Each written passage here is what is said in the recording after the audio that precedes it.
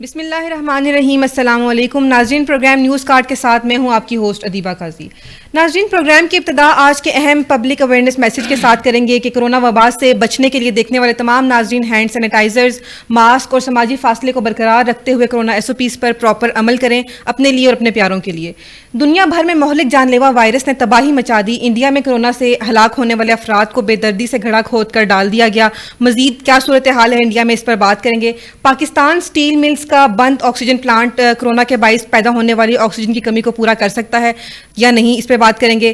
آج کوئٹہ میں وزیر اعظم عمران خان نے خطاب کے دوران ایک بار پھر سے ترقیاتی کاموں کے حوالے سے بڑے اعلانات کیے ہیں. کیا اعلانات ہیں, ان اعلانات کے بارے میں بات کریں گے. شہباز شریف کی رہائی کے بعد وہ کافی متحرک ہو چکے ہیں اور PDM کو متحرک کرنے پر لگ گئے ہیں. کل کے اجلاس کے حوالے سے مسلم لیگ نون کے رہنماؤں سے ملاقات بھی کی ہے اور کیا لائحہ عمل تیار کیا ہے, اجلاس کی اندرونی کہانی کیا ہے, اس پر جائزہ لیں گے. مریم نواز نے سابق DG FIA بشیر میمن کے بیانیے پر عمران خان اور شہزاد اکبر سمیت وزیر قانون فروغ نسیم کو کڑی تنقید کا نشانہ بنایا ہے, جبکہ شہزاد اکبر نے بشیر میمن کو بیانیے پر معافی مانگنے کے ساتھ 50 کروڑ ہرجانے کا دعویٰ بھی دائر کیا ہے. ان تمام موضوعات پر گفتگو کریں گے. اسٹوڈیوز میں ہمارے ساتھ موجود ہیں سینئر تجزیہ کار جناب چودھری خادم علی مانڈلا صاحب اور چودھری انجینئر افتخار ترجمان حکومت پنجاب. سر السلام علیکم. سر کیسے ہیں آپ؟ سر سب سے پہلے کرونا کے حوالے سے بات کریں گے.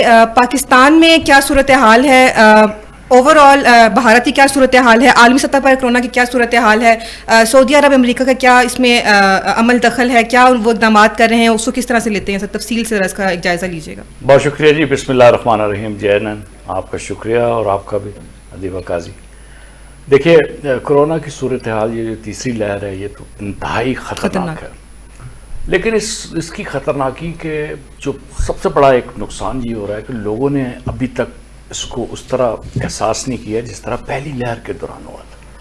اس وقت آپ کو یاد ہوگا کہ گلیاں بازار سونے اور اس طرح کی باتیں ہو رہی تھیں, اور آج اتنی اموات ہو رہی ہیں. ساتھ میں پڑوسی ملک بھارت ہے جہاں پہ آپ کو پتہ ہے کہ ہاسپٹلز وغیرہ سب فل ہو چکے ہیں, ان کے پاس تو آکسیجن بھی نہیں ہے اور شاید وہ مصروف رہے ہیں کشمیر کے مسلمانوں کو دبانے میں اور ادھر ادھر مسلمانوں کے ساتھ جو سلوک کرنے میں. تو میں تو عموماً یہی کہوں گا کہ بھئی جب آپ ظلم اور جبر اور اس طرح کا کرتے ہیں تو اللہ رب العزت بھی ایک حرکت میں آتی ہے, قدرت بھی حرکت میں آتی ہے. بالکل. ہاں یہ ہے کہ ہمیں بھی اپنے طرف سوچنا ہے. یہ نہیں کہ اللہ پاک صرف جو ہے وہ پاکستان کے مسلمانوں کا ہے.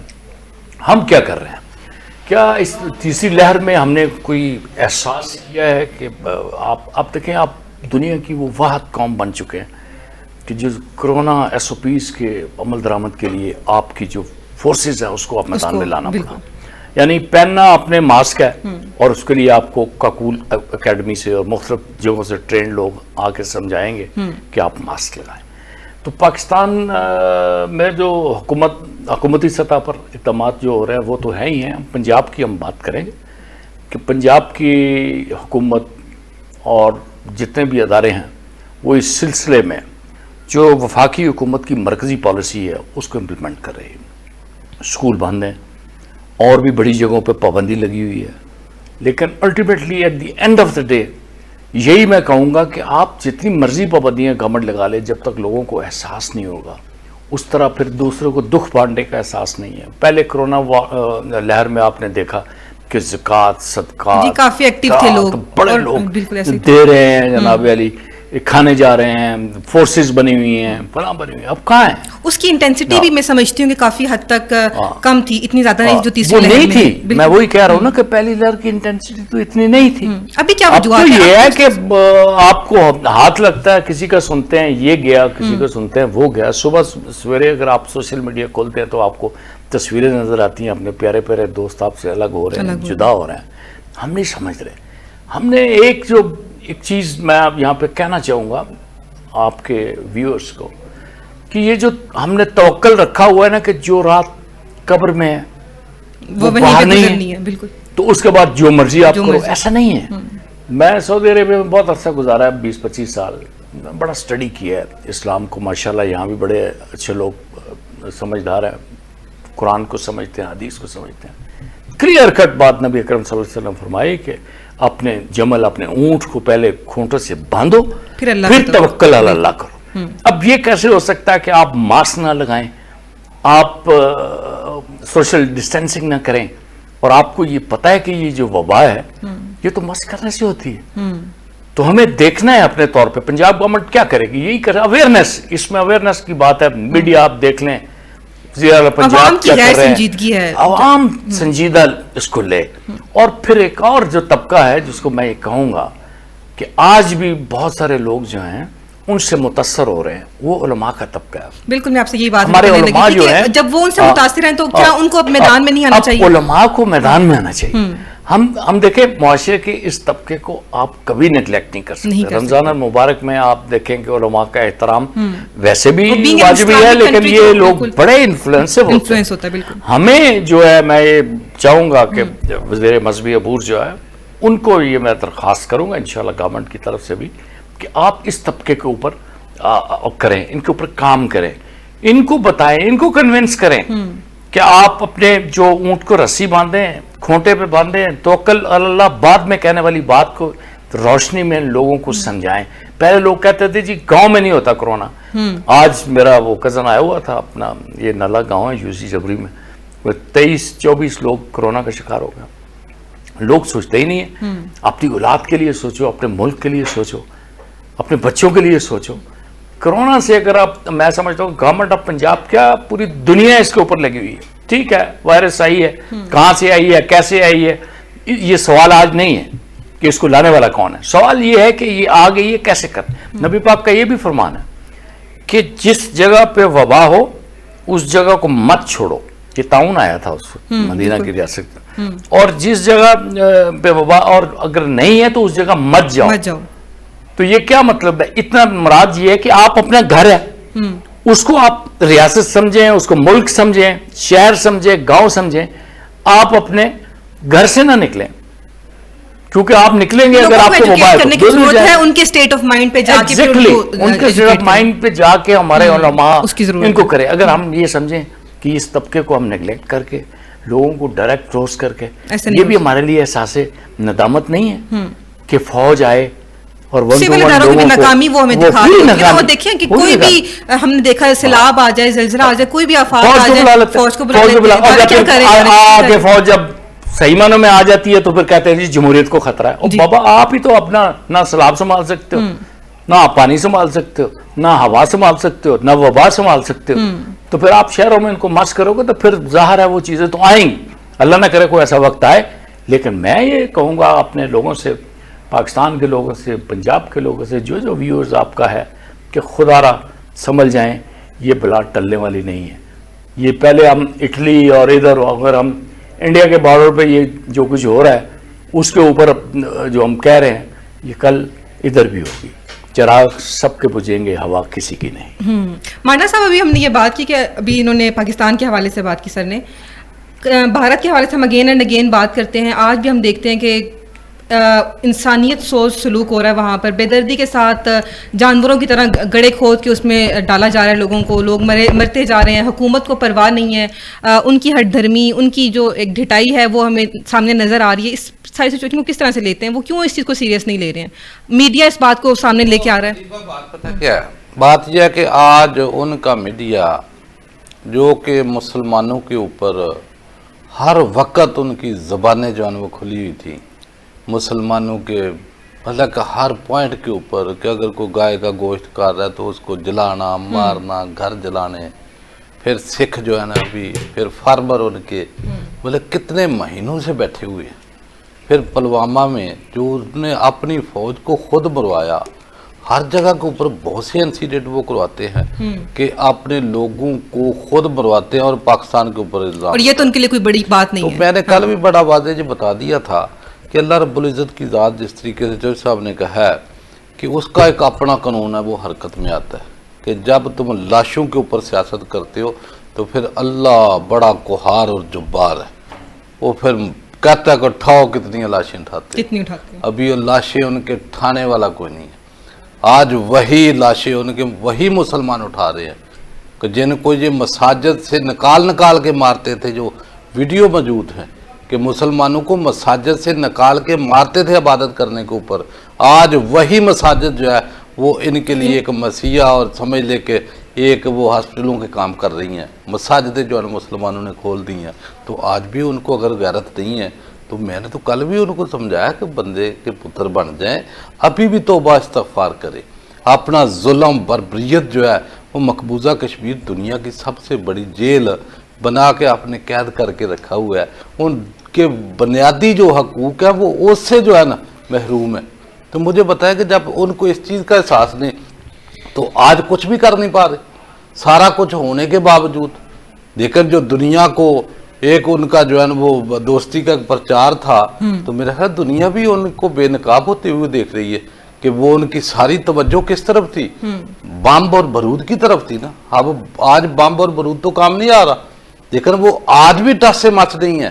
آج بھی دیکھو جی 2 دن پہلے جو کوئٹہ میں دھماکہ ہوا تو اس دھماکے کے پیچھے پھر یہی انڈیا, یعنی کہ ان دنوں میں بھی وہ شرارتوں سے باز نہیں آ رہا, جنگی جنون سے باہر نہیں نکل رہا.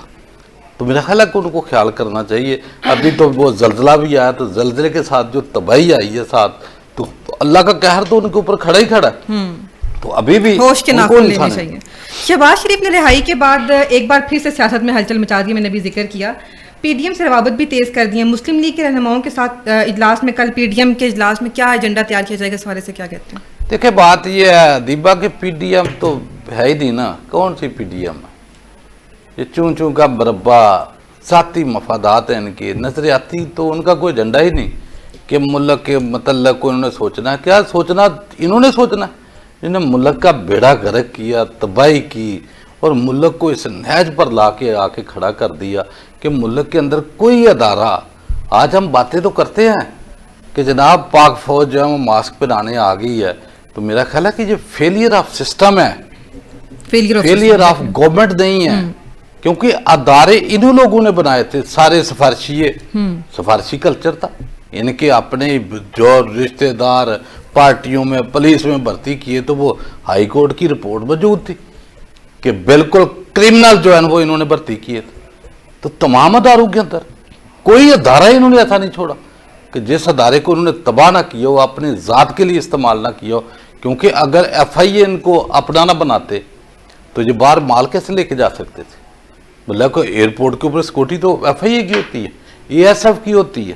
تو جب تک وہ اداروں کو اپنی ذات کے لیے استعمال جب بندہ کرنا شروع کرتا ہے تو وہ تباہ ہو جاتے ہیں. آپ سمجھتے ہیں کوارڈینیٹڈ سائیکل ہوتی ہے یہ پراپر؟ نہیں, یہ تو پورا ایک فریم ورک ہے نا کہ پولیس کو ملا کے آپ ڈاکہ ڈال سکتے ہو نا. اگر پولیس صحیح ہے, نیوٹرل ہے, تو پھر آپ ڈاکہ نہیں ڈال سکتے, پھر تو وہ پکڑے گی. تو جب پورا نظام ان کے ہاتھ میں تھا, ان کی بھرتی ہیں, ان کی پوسٹنگ, ان کی سفارش, مطلب کہ ایک دن میں دن دہاڑے 14 بندوں کا قتل کر دینا کہ پولیس کا, اور رات ہی رات میں وہ سکھیرے کو جو ہے نا وہ بلوچستان سے لاتے ہیں, اور لاہور رات کو وہ ابھی چارج بھی صحیح نہیں لیتا اور صبح قتل وغیرہ تو ہو جاتی. یعنی کہ پہلا اے جی نے وہ انکار کیا ہوگا کہ بھائی میں تو اتنا بڑا کام نہیں کر سکتا, تو دنیا کے سامنے ہے اور وہ ویڈیوز میں موجود ہے. لیکن آج تک وہ قاتل کدھر ہیں؟ ساری چیزیں جس طریقے سے ادھر میٹنگ ہوئی, وفاق کے نمائندے گئے, ایف بی آر کے گئے, ایف آئی اے کے گئے, ٹیکس کے گئے, تو یہ سب کے رابطے جو ہیں وہ پرائم منسٹر اس کے ساتھ اس وقت جو تھا وہ تھے نا. تو ساری چیزیں گراؤنڈ کے اوپر بھی تھی, لیکن وہ انصاف ہی کوئی نہیں. یہاں انصاف ہی نہیں. انصاف جب ہوگا نہیں تو اس طریقے کے روز آپ دیکھیں گے.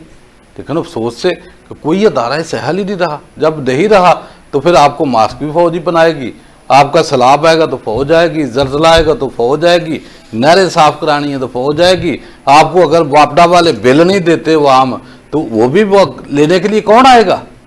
تباہ کیے نا ادارے سارے. کس نے تباہ کیے؟ مجھے صاحب ابھی یہ شہباز شریف کا بھی بیان سامنے آیا, انہوں نے کہا کہ حکومت جو ہے وہ نیب کو ہمارے خلاف استعمال کر رہی ہے. شہباز شریف صاحب بادشاہ ہیں اور جنگل کے بادشاہ ہیں, پانڈے دیں یا بچے دیں, یہ اسی سسٹم کی وہ پیداوار. جنگل سے کیا مطلب ہے آپ کا یہاں پہ؟ مطلب انہوں نے اپنا ایک جنگل بنایا ہوا جہاں قانون نہیں ہوتا تھا, جہاں پہ ملازم اپنی مرضی سے رکھتے تھے, جس آفیسر کو لگانا ہے اس کو کر لیا, اور اگر کوئی زیادہ ہی اگریسولی جا رہے ہیں تو کسی کو ڈائیورس کرا کے بھی ان کی زوجہ کو اپنے قرب میں لینا. تو یہ جنگل ہی تھا نا, اسی جنگل کے یہ بادشاہ ہیں. شہباز شریف صاحب کا یہ ایک بڑی, میرے خیال میں ماڈل صاحب بھی ایگری کریں گے, وہ بڑھ کے بہت لگاتے ہیں. وہ شعلے فلم کے جیلر جس طرح وہ مسرانی کرتا نا، وہ اس طرح کی بڑکے لگانے میں بڑے ماہر تھے. لوگوں نے کہا جی کہ اپنا کیا نام ہے بازار جو ہے وہ ریپلیس نہیں کرتا. لوگوں کے ذہنوں میں ایک کنسیپٹ بن گیا ہے کہ پنجاب کا وزیر اعلیٰ وہ ہوگا جو امیر محمد خان جیسا ہوگا جو گورنر ہوتے تھے، اور جو شہباز شریف جیسا ہوگا یا کھر جیسا ہوگا جو اسکولوں کالجوں سے بچیوں کو اغوا کرا لیتا تھا، قتل کرا دیتا تھا، ڈاکٹر نذیر کو کچل دیا. اور کتنی کیا داستانیں میں آپ کو سناؤں کہ یہ کس طرح کے لوگ چاہتے تھے. پنجاب کا وزیر اعلیٰ کم گو، خوش گفتار اور کام میں تیز. اب یہ دیکھیں نا کہ جب آپ لاہور پہ خرچ کرتے ہیں 76,000 پر کیپٹا ایک بندے کے اوپر، اور 2,200 روپے آپ جنوبی پنجاب میں خرچ کرتے ہیں، تو یہ شہباز شریف ہی ہیں، یہ تو ہیں. یہ اورنج ٹرین آپ دیکھیں، آپ اس کا جتنا ٹوٹل ریونیو کلیکٹ ہو رہا ہے اتنی الیکٹریسٹی کا بل آپ نہیں پے کر سکتے. آپ گجو متا سے آزادی چوک تک 30 روپے 20 روپے میں پہنچ جاتے ہیں، کاسٹ 100 روپے ہوتی. اس طرح لوٹا انہوں نے، دونوں ہاتھوں سے لوٹا. فلیٹ بنائے، میں تو ان کو جانتا ہوں، جدہ میں بڑا قریب رہا ہوں، سرور پیلس میں میری بڑی میٹنگز رہی ان کے ساتھ. انہوں نے فلیٹ لیے ہوئے تھے کراؤن پلازا ہوٹل کے پاس. کون رہتا تھا وہاں آ کے؟ بھول جائے، یہ چلا ہوا کارتوس ہے بیچارہ. یہ کبھی بیمار ہوتا ہے پوزیشن میں تو کہتا ہے مجھے کینسر ہو گیا فلانا. اس کو کینسر وینسر کچھ نہیں ہے. اس کو سب سے بڑی کینسر کی جو بیماری ہے وہ یہ ہے کہ بس میں ہوں اور میرے آگے سارے سلام کرنے والے ہوں. کبھی پولیس والے کی تصویر دیکھیے اس کے ساتھ، اس کے پاؤں میں بیٹھتے ہیں لوگ. یہ لوگوں کو ایک کمپلیکس ہے، ایک سینڈروم ہے کہ لوگوں کو کچھ لیں. یہ بادشاہ بننا چاہتے ہیں. میں کبھی بھی یہ نظام تو وتیرہ نہیں بن گیا پاکستانی حکومت کا. ہر ایک پارٹی کی بات کر لیں آپ. دیکھیں میں جنرلی صرف شہباز شریف کی نہ بات کروں، میں ان بائس بات کرتا ہوں. کیا اس نظام نے الاؤ کیا؟ آپ غریب آدمی ہو، 5,000 روپے قرض لیا، آپ جیلیں میں جا کے دیکھیں. میں آپ کو بھی کہوں گا، وزٹ کراؤں گا آپ کو میں جیلوں کا. لوگ آپ کو وہاں پہ ملیں گے 10,000 20,000 50,000 والے. اب سسٹم آپ کو ان کو ریلیز کرنے کی اجازت نہیں دیتا. یہی سسٹم ہے. اب لمبی چوڑی باتیں کریں گے تو دو چیزوں کے خلاف آپ نہیں بول سکتے، ایک عدلیہ اور ایک فوج کے بارے میں. اور ظاہر ہے ہم نہیں بولیں گے. عدلیہ سے ہمیں انصاف بھی بہت ملا، لیکن ہم یہ سمجھتے ہیں کہ جب اس طرح کی زیادتی ہوتی ہے، وہ تعلق قاسمی ہے، ان کا ایک شعر ہے تو وہ نون لیگی ہیں پورے، لیکن شعر اچھے زمانے میں انہوں نے کہا کہ ظلم بچے جن رہا ہے کوچہ و بازار میں، اب عدل کو بھی صاحب اولاد ہونا چاہیے. عدل کو بھی صاحب اولاد ہونا چاہیے. عدل کیا ہے؟ خلیفہ وقت حضرت علی جاتے ہیں قاضی کے پاس، اور قاضی نے کیا کہا؟ ابو تراب اہلاً و سہلاً. عرب میں آپ کو کنیت سے جو پکارے تو وہ رسپیکٹ ہوتی ہے آپ کی. جیسے میں ابو نفید کہلاتا تھا، ابو نبیل کہلاتا تھا، لوگ مجھے خوشی ہوتی تھی بیٹوں کے نام سے بلاتے. تو انہوں نے اسی وقت قاضی کو برطرف کر دیا کہ میں یہاں پہ مجرم کی حیثیت سے. بالکل آپ کو یہ بھی تو پتا ہوگا کہ یہودی ایک کیس آ رہا تھا. ہم یہ بات تو کرتا ہی نہیں ہے کہ اسلام میں جوڈیشری کیا تھی. کوئی نہیں ہوتا، نہ ماں نہ بہن نہ باپ یا بیٹا. خواجہ طفیل ایک پولیس میں ہوا کرتے تھے. میں اس کی چھوٹی سی مثال دے کے بات ختم کرتا ہوں. میں بندہ ذرا پرانا ہوں، ماضی میں چلا جاتا. ایوب دور میں قتل کا کیس ہوا سلمان بٹ کے اوپر، حافظ سلمان بٹ مرحوم جو MNA رہے جماعت اسلامی کی. تو خواجہ طفیل کے پاس وہ انکوائری آئی اور خواجہ طفیل نے وہ انکوائری لینے سے انکار کر دیا اور ذوالفقار علی بھٹو کو کہا کہ میرا بیٹا قاتل ہے، اس میں ایکیوزڈ ہے، میں نہیں تفتیش کروں گا. اور ذوالفقار علی بھٹو نے کہا تھا نہیں، ہم آپ کو جانتے ہیں. ایسے لوگ بھی ہیں، یہی اس پاکستان کو چاہیے، خواجہ طفیل جیسے لوگ چاہیے. انہوں نے انویسٹیگیشن کی، 3 جگہ سے بھٹو نے کرائی، تینوں جگہ سے وہی رپورٹ آئی جو خواجہ طفیل نے دی تھی کہ ان کا بیٹا بے گناہ تھا اس قتل کے کیس میں. ہمیں آج میں شہباز شریف صاحب کو کہنا چاہتا ہوں، ایک دن میں اور شہباز شریف صاحب سرور پیلس میں بیٹھے ہوئے تھے. ایک خبر آئی، عثمان قدرت نے پڑھ کے سنائی یا چودھری خورشید نے، کہ بھائی وہ ایک ساہیوال کی لڑکی ہے تو اس نے ڈاکہ پڑا ہے تو اس نے چیخ کے کہا ہے کہ شہباز شریف تم کدھر ہو، جس طرح محمد ابن قاسم کو آواز دی. تو میرے ساتھ بیٹھے ہوئے تھے میاں شہباز جو صاحب، اس بچی کو ہم نے اکیلا نہیں چھوڑنا. راشد بٹ جاؤ میری طرف سے 1 لاکھ روپے دے دو ان کو. یہ اپنی ذات کے لیے تھوڑا ہی کرتے ہیں. نمود و نمائش, کوئی اٹھے 1 روپے بھی دیں اور وہ سپیکر والے کی بیل جو ہے وہ سپیکر والے کا نام لے کے کہیں گے سپیکر والے سے خوش ہو کے 1 روپے کی بیل دی ہے. بالکل وقت چلا گیا چپاسی صاحب, مانا اب صاحب وہ چلے گئے. خلیل خان صاحب آپ کی فاختہ اب نہیں اڑے گی, اب لوگ سمجھ گئے. لوگ سمجھ گئے. بے شک لوگ غربت کے مارے ہوئے, مہنگائی سے پسے ہوئے, لیکن آپ کیا سمجھتے ہیں یہ جو آپ نے اسٹیٹمنٹ دی کہ لوگ سمجھ گئے ہیں, یہ اس کا اوور آل سینیریو میں تو میں سمجھتی ہوں کہ لوگ ابھی تک اپنے مطلب اس چیز تک نہیں پہنچے کہ اپنے لیے کوئی آواز اٹھا سکیں, یا فار ایگزامپل ہم بات کرتے ہیں حکومت کے حوالے سے کہ نیکسٹ وہ کیا اسٹیپ لیتے ہیں, ان کا کیا فیصلہ ہوتا ہے, تو پھر بھی انہی لوگوں کو سامنے, حالانکہ ان کی ساری سچویشن تو ان کے سامنے ہے. نہیں ہوتا. آپ کیا سمجھتے ہیں نیکسٹ حکومت کوئی الیکشن آپ نے ڈسکا الیکشن آپ کے کہیں ذہن میں ہے, ڈسکا الیکشن میں جو الیکشن لڑے تھے اس وقت 2018 کے انتخابی نتائج آپ دیکھ لیں, اور آپ یہ ابھی جو الیکشن ہوا ہے 2021 میں اس کے نتائج دیکھ لیں. پاکستان تحریک انصاف کو 10,000 ووٹ زیادہ ملا اس سے پہلے. دیکھیں وہ سینٹر ہے ان کا, وہاں پہ انہوں نے بہت پیسے لگائے ہیں. وہ خارش اللہ تعالیٰ جنرل بخشے میرے ذاتی دوستوں میں سے جو چلا جاتا ہے اس دنیا سے, اس کے بارے میں برا نہیں کہنا چاہیے, کیوں جی, اللہ معاف کرے ان کو. لیکن جس طرح کا ٹیرر انہوں نے وہاں پہ پھیلایا ہوا تھا اسی کے تحت لے گئے. اب دیکھیں اگر عثمان بزدار شہباز شریف کی جگہ ہوتے تو خدا کی قسم مار مار کے نکال کے نا الیکشن کا رزلٹ لیتے اپنے حق میں.